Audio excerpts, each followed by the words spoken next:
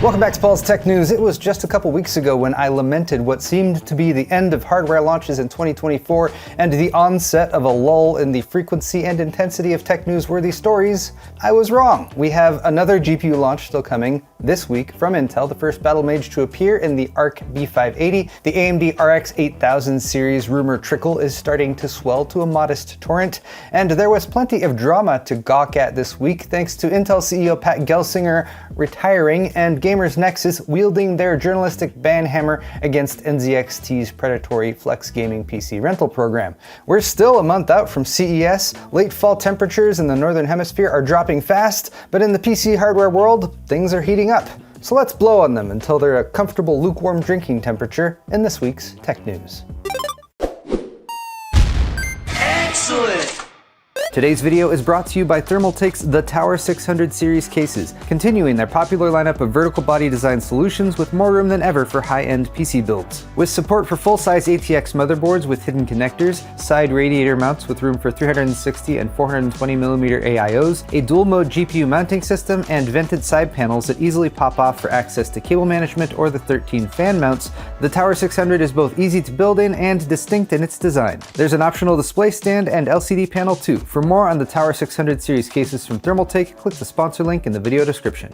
Before we begin, a quick reminder that our annual Extra Life charity stream will be taking place in less than a week, Saturday, December 14th. I have a really nice 9800X3D and RTX 4090 build I put together that we'll be giving away. That video should be up tomorrow. And Kyle has giveaway stuff too. A bunch of Radeon RX 7000 GPUs, 7900XTs and XTXs, and I think a build too, so let's check in with him on that. PC has got no how.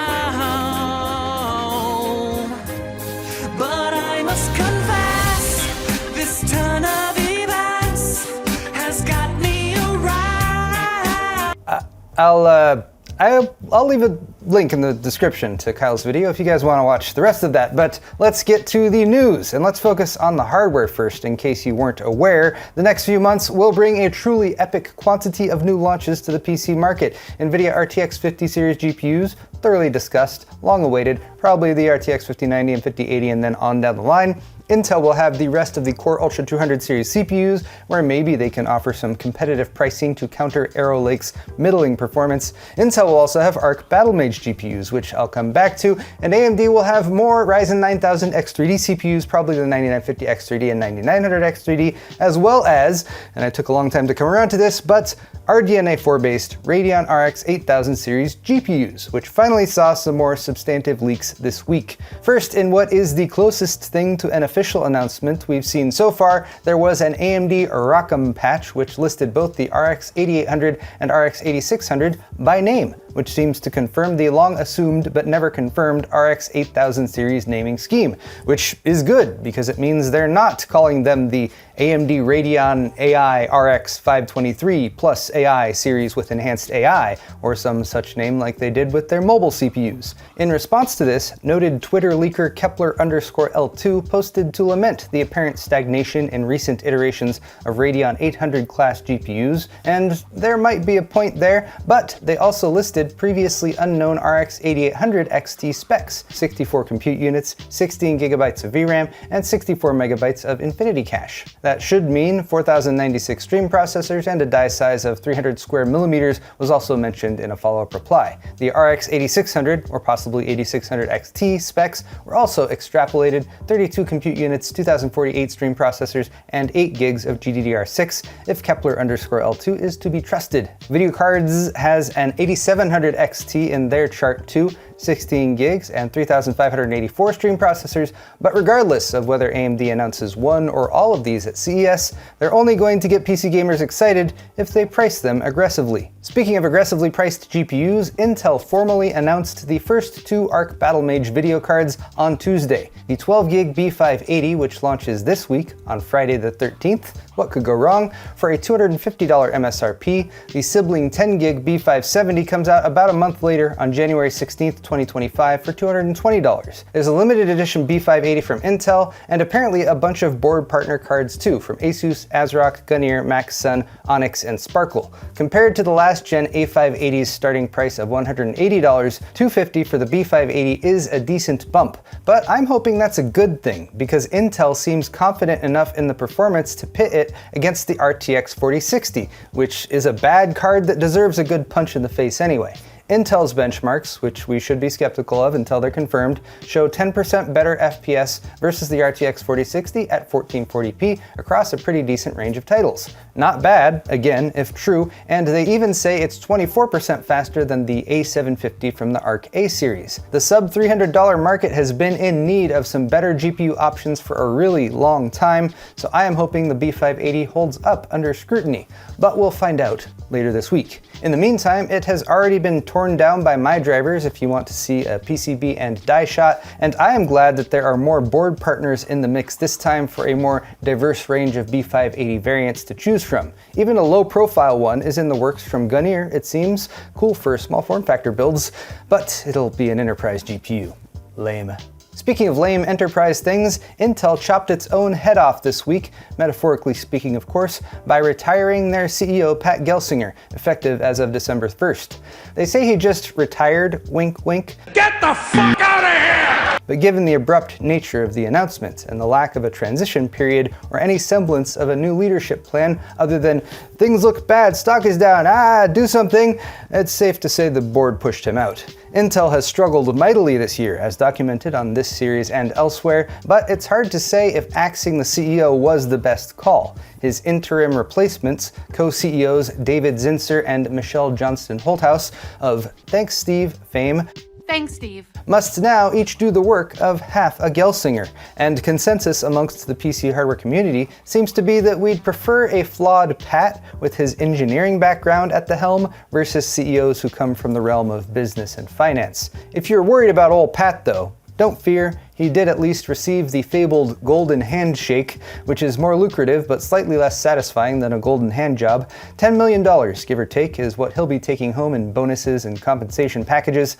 which honestly sounds like a way better deal than continuing to sit at his desk and being forced to deal with the snark, bitterness, and negativity of the tech media, consumers, and disgruntled employees. Now, David and Michelle can handle all that until a new CEO is found. Apply today.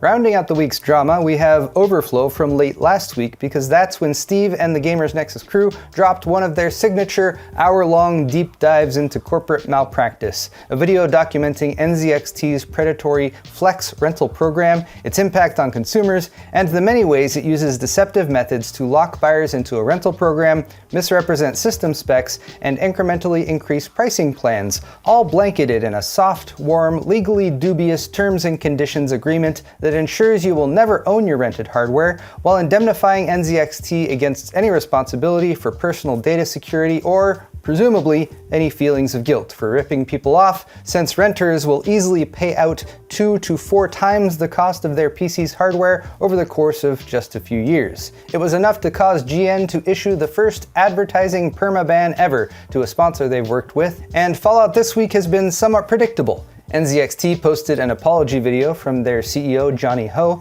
which viewers found disingenuous due to typical guarded corporate speak and lack of concrete solutions. Jay of Jay's 2 Cents jumped into the fray with a response video and then an actual face-to-face interview with Johnny Ho as well, which many appreciated, though it was uncut and a bit long and awkward to watch. Again, there was much guarded corporate talk, which is necessary as a CEO. He legitimately should be careful about making public statements, but it makes for unsatisfying viewing because there's a clear lack of substance. As is also typical for a GN expose, Steve has refuted CEO Johnny Ho's refutation of Steve's original accusations, claiming that there's still more to this story to be told, and I have a feeling that NZXT will also be attempting to smooth this over by revealing a more polished and substantive plan of action sometime soon as well. The best upside to me, though, is the responses from at least some of the creators involved, like Zach over at Zach's Tech Turf, acknowledging that he's looking at sponsors in a new light, recommitting to vetting said sponsors more more thoroughly, and overall remembering that we content creators have a responsibility to not mislead our audience by running ads for any random product or service just because they wave some sponsorship dollars in our faces. That's fine.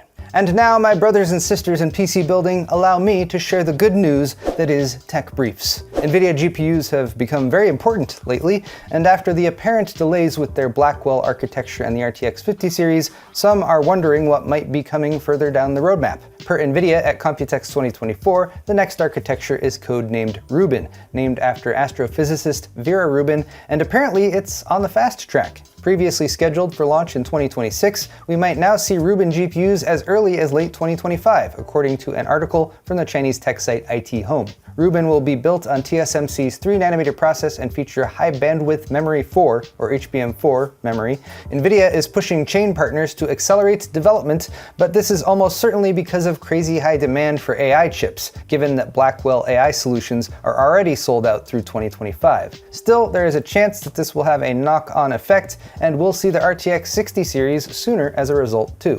Of course, it would be a shame if Nvidia had a hard time getting all those raw materials needed to build said GPUs, which is a looming threat given news from China this week. First, since the Biden administration has been so tough on chip exports to China, placing bans on high-powered AI solutions that even affected some gaming chips like the RTX 4090, China is now banning some rare materials for sale to the US, such as gallium and germanium, which are vital for semiconductor manufacturing. The new guy isn't looking to improve the situation either, as President-elect Trump's broadly publicized tariff plans have already spurred the PRC to initiate a 20% price evaluation advantage for products manufactured domestically in China, basically making foreign imports more expensive by comparison, impacting businesses like Nvidia and Intel who sell a lot of their products there. Also, since I said Biden and Trump in the same story, they cancel each other out, so no one needs to argue politics in the comment section. No, it doesn't work like that. Instead, you should go to the comment section to brag about how much money you've wasted on unplayed Steam games. According to some rough math extrapolation by PC Games N, there's about $19 billion worth of digital titles sitting on our digital game shelves, collecting digital dust, likely scooped up during a seasonal Steam sale for a great discount. But one has to ask, if you never played that game, was it really a great deal? Or did you just donate $5 to Valve without even so much as taxing their servers to download the game files to your PC? $19 billion is a lot of money though. I wonder what Gavin did with all that. Ah, yachts. But what did he do with the other 18 billion? For anyone who really wants a 9800X 3D, I have good news. According to Paul Alcorn of Tom's Hardware, no relation, AMD is working diligently to get as much supply to the market as soon as possible, with more processors being shipped every week, and they expect availability to get better as shipments ramp throughout the quarter. So don't buy that marked up marketplace listing for $600 or $700. Be patient, and more 9800X 3Ds will come.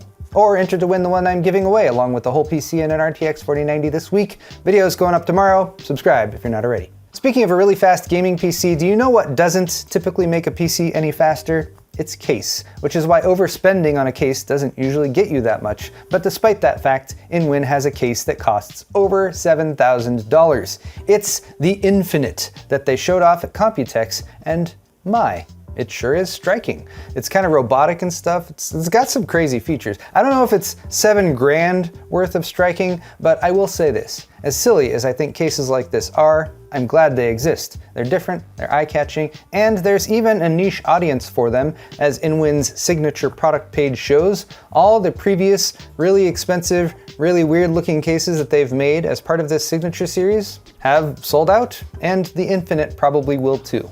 Probably to someone with infinite money, I'd guess. But there you have it, guys. Tech news for the week. And if you enjoyed it, click that like button or leave me a comment down below.